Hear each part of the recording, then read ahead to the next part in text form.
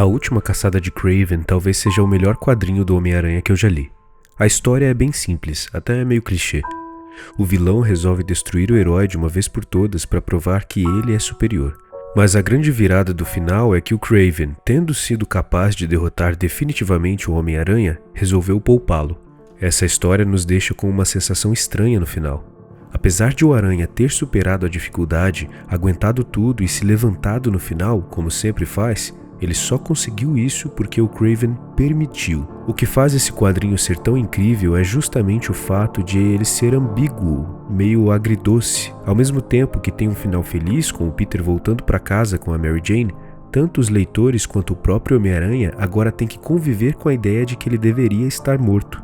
Eu tive essa mesma sensação no final de Homem-Aranha 2, da primeira trilogia do herói no cinema. Mas vamos começar por onde se deve.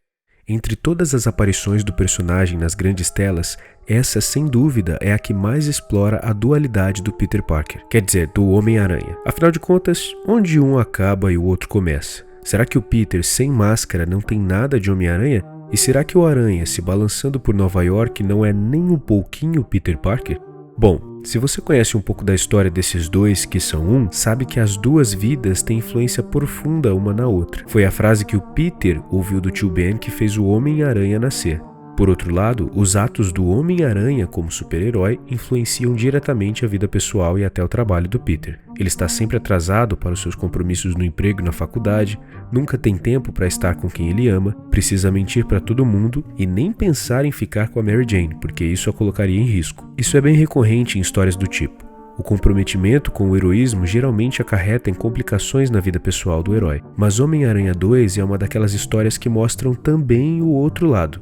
O herói sendo afetado pelos acontecimentos na vida do homem comum. Então ser o Aranha traz problemas para o Peter e ser o Peter traz problemas para o Aranha. O estresse por causa do trabalho, da falta de dinheiro, do desempenho ruim na vida acadêmica, do fato de a Mary Jane estar namorando outro cara porque se cansou de esperar por ele, tudo isso faz com que o alter ego mascarado do Peter comece a perder os seus superpoderes. Ao longo do filme, o corpo dele vai pouco a pouco parando de responder como deveria, e sempre depois de um momento de esgotamento ou pressão emocional, como ver a MJ beijando o outro namorado e não conseguir um acordo com o banco para pagar a dívida da tia May. Até que chega o momento em que todos os problemas se juntam. Por precisar de dinheiro para não ser despejado de seu apartamento, o Peter precisa obedecer ao chefe abusivo e tirar fotos da mulher que ama anunciando o casamento com outro cara.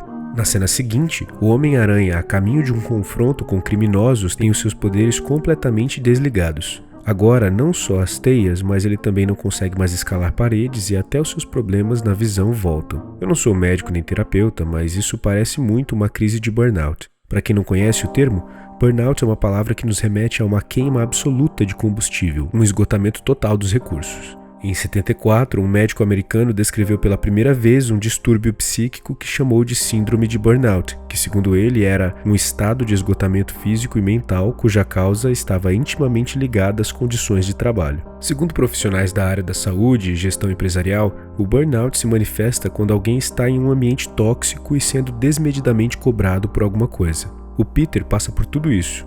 2 vezes. Como Homem-Aranha, a mídia o difama o tempo todo, e a cidade de Nova York tem sempre um vilão diferente e um novo crime acontecendo a cada minuto. Já como Peter Parker, a coisa é ainda mais grave. Todos os personagens com quem ele interage no filme o cobram de alguma forma, mesmo sem saber que o estão fazendo. A tia May, quando diz que ainda sente raiva da pessoa responsável pela morte do marido, que na cabeça do Peter é ele mesmo. A Mary Jane, quando diz que se ele realmente gostasse dela, encontraria um tempo para os dois. O Harry, quando diz que ele está protegendo um criminoso por não revelar a identidade do Homem-Aranha. O professor Connors, quando reclama do seu desempenho nas aulas, e assim por diante. Até o chefe dele, no emprego como entregador de pizzas, diz que ele não sabe a importância de uma promessa. O resultado de todas essas cobranças somadas é um fardo pesado demais para se carregar sozinho. E quando o combustível emocional dele acaba, o corpo simplesmente desliga. É assim que muitos especialistas e vítimas de burnout descrevem as crises. Quando o indivíduo atingiu o limite de estresse emocional, o corpo simplesmente desliga a chave geral. Você vai ao chão. E, em vários casos, literalmente. Então, como lidar com isso? Como lidar com a vida dupla, com as cobranças em todas as frentes, com a frustração de não conseguir entregar tudo no prazo, de não conseguir segurar mais tarefas do que seus braços conseguem suportar? Se você estava esperando uma resposta, me desculpe. Por enquanto, eu também só tenho a pergunta. No final de Homem-Aranha 2, tudo dá certo, assim como em A Última Caçada de Kraven. A Mary Jane larga o noivo e vai ficar com Peter e eles se beijam apaixonadamente. Mas ao ouvir uma sirene, ele tem que sair e ser o Homem-Aranha. Começa então aquela tomada épica do amigão da vizinhança se balançando e fazendo acrobacias entre os prédios enquanto a trilha sonora sobe. É o ponto alto do filme, um momento de triunfo, é onde a história acaba. Bom, não nesse caso. O filme acaba mesmo com a Mary Jane sozinha, olhando o homem que ama indo salvar o mundo. E esse olhar dela é tão triste, nos deixa com aquela mesma sensação agridoce. É um final feliz, mas nem tanto. E a Mary Jane sabe disso. No fundo, ela sabe que nunca haverá um equilíbrio entre Peter Parker e Homem-Aranha. Ou é um, ou é outro. Os dois coexistindo são uma bomba relógio. Um não deixa o outro ter paz. Pensando bem, talvez as razões pelas quais eu me identifique com esse personagem sejam menos alegres do que eu imaginei que fossem.